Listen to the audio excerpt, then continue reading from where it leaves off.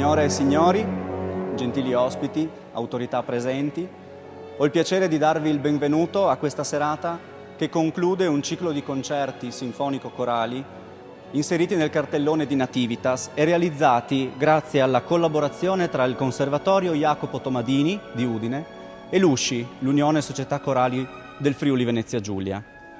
Questa sera abbiamo il piacere di avere la chiesa di San Pietro folta di un pubblico che speriamo essere molto partecipe a questa bella serata, e in questo pubblico vediamo molte autorità civili e questo ci riempie di gioia. Abbiamo il piacere questa sera di avere con noi il presidente del conservatorio, il professor avvocato Ludovico Mazzarolli, abbiamo il presidente uscente, il dottor Giorgio Colutta, abbiamo anche il piacere di avere con noi l'assessore provinciale, il professor Beppino Govetto, e l'assessore comunale, il dottor Angelo Pirone, che salutiamo e ringraziamo tutti per la loro presenza questa sera. Cedo ora la parola al presidente dell'USCI Friuli Venezia Giulia, Franco Colussi, e al direttore del conservatorio, professor Paolo Pellarin, per un saluto iniziale.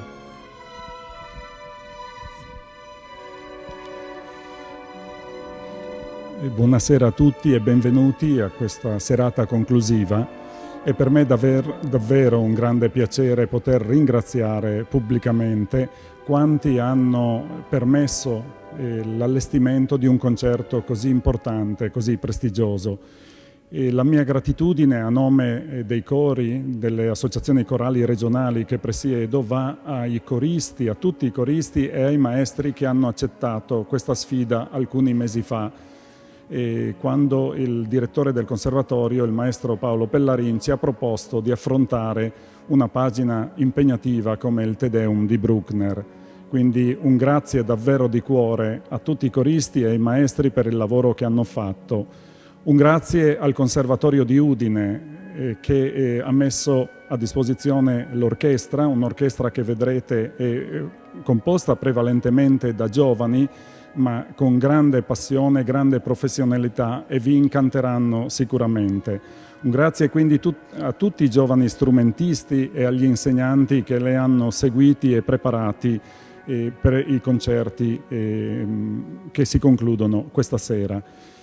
Un grazie di cuore anche al maestro Temel, che ormai da anni ci segue e sostiene con un entusiasmo particolare questa iniziativa, e agli altri docenti del conservatorio che lo hanno aiutato.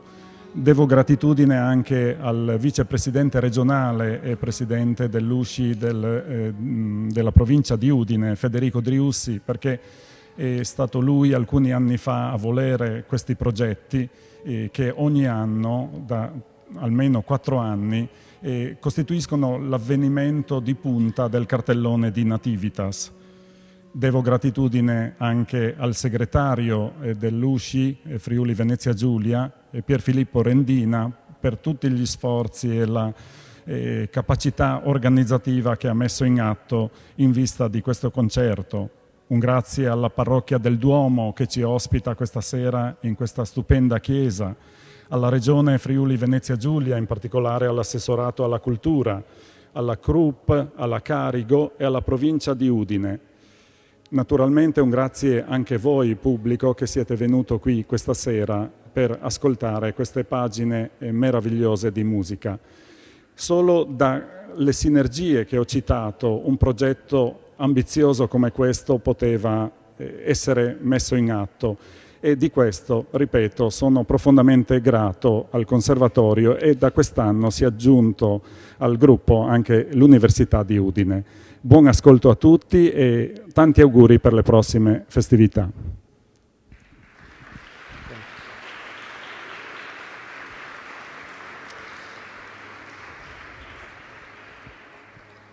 Ricambio i ringraziamenti che ha rivolto al Conservatorio il presidente dell'USCI.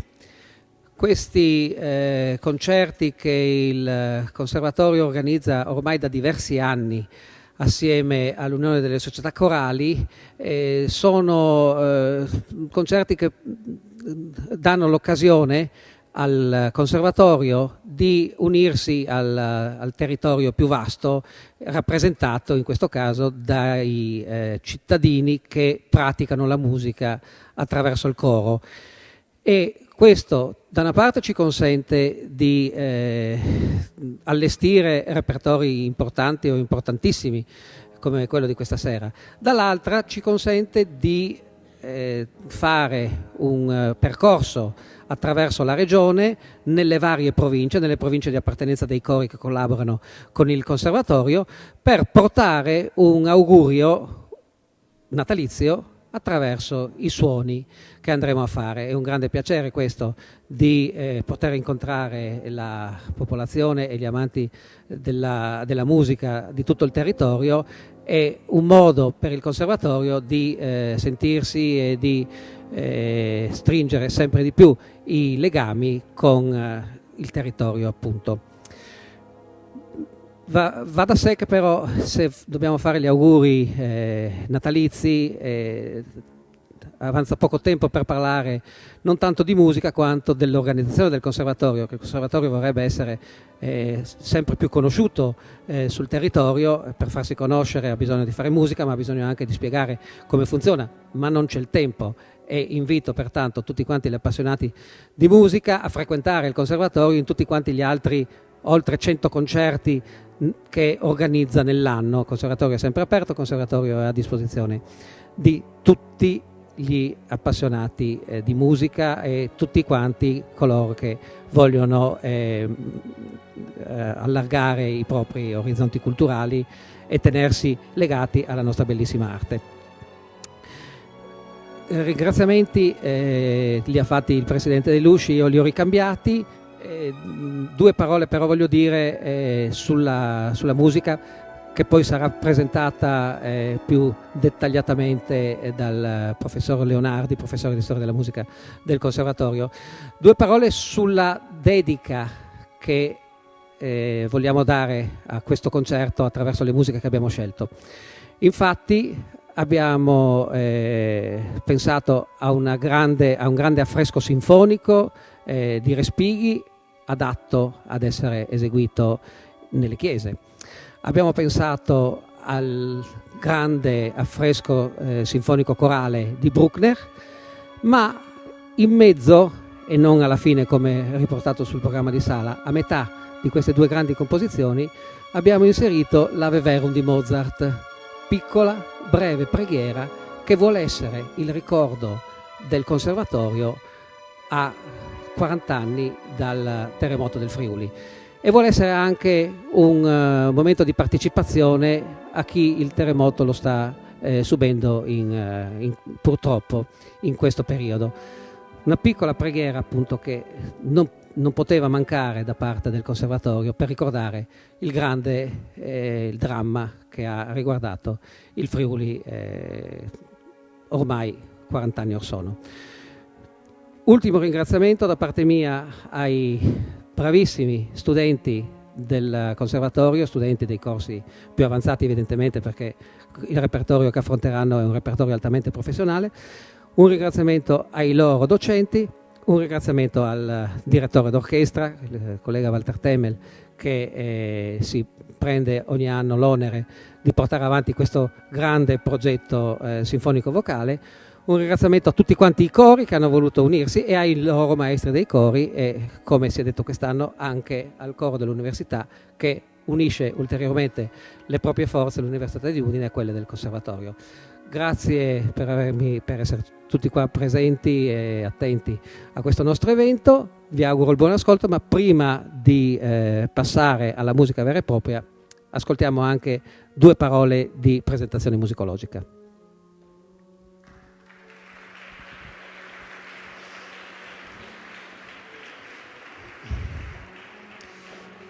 Buonasera, il concerto inizierà con la pagina di più recente creazione, Vetrate di chiesa, un polittico, 4 impressioni sinfoniche di Ottorino Respighi del 1926, una grande celebrazione della cristianità e soprattutto della Roma cristiana. Siamo nel 1926, a 2 anni di distanza da un'altra celebrazione, ma questa volta della Roma imperiale, che Respighi aveva fatto con i Pini di Roma.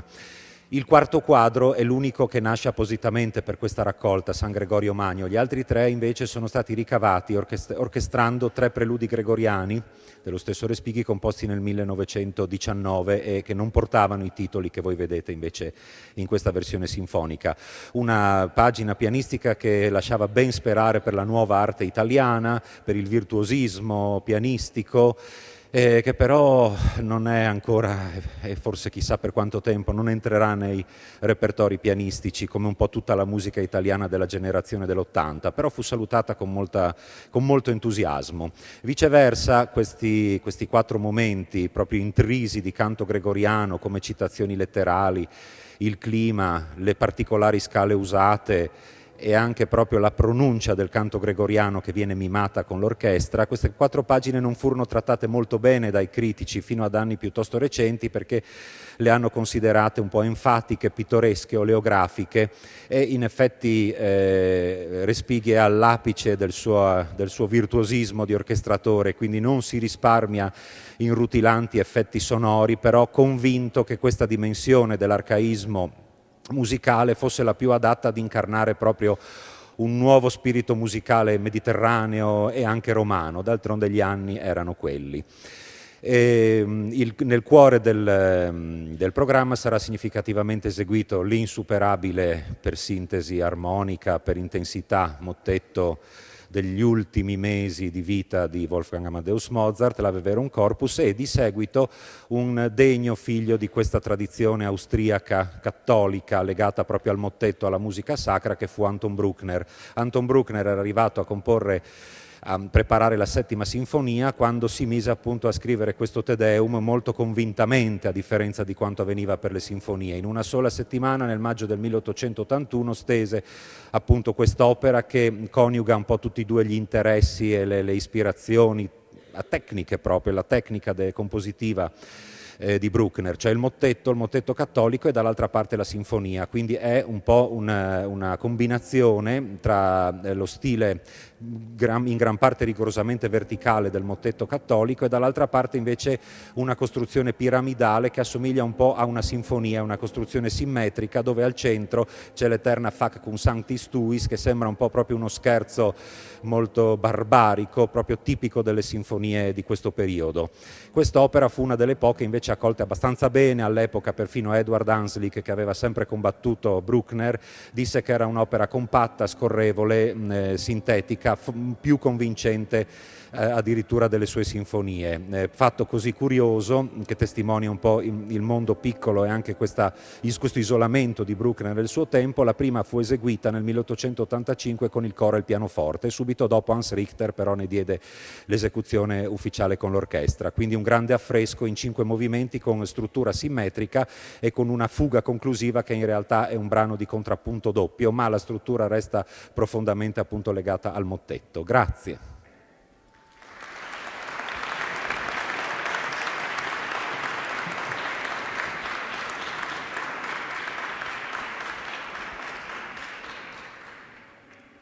Ringrazio di cuore anche il professor David Giovanni Leonardi per questa presentazione del programma che andremo ad ascoltare e che sicuramente ci aiuterà a meglio comprendere queste pagine importanti e, concedetemi, imponenti, come andremo a sentire tra poco.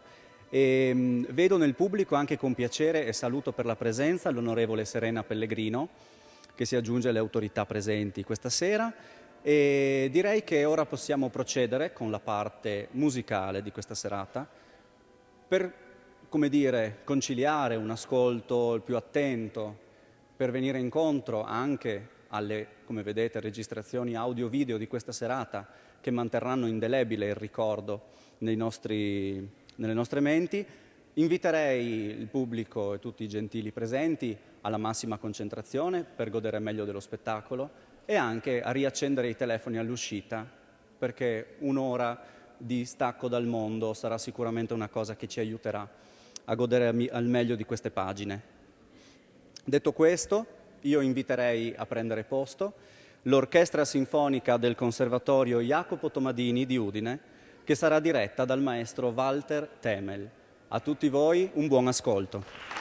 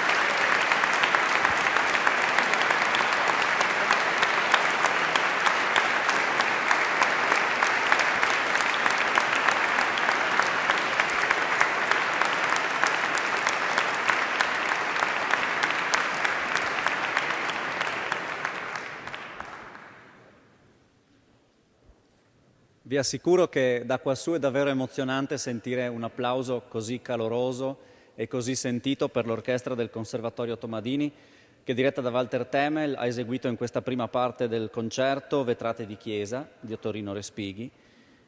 Per la seconda parte, che vi ricordo proseguirà con Ave Verum Corpus di Wolfgang Amadeus Mozart e con il Te Deum di Anton Bruckner, all'orchestra si uniranno alcuni diversi, direi quasi numerosi cori, perché per formare un'unica massa corale si sono riuniti per questo progetto. Prima di invitarli a entrare vorrei ricordarli e nominarli uno a uno in segno di gratitudine per l'impegno che hanno portato avanti in questi mesi.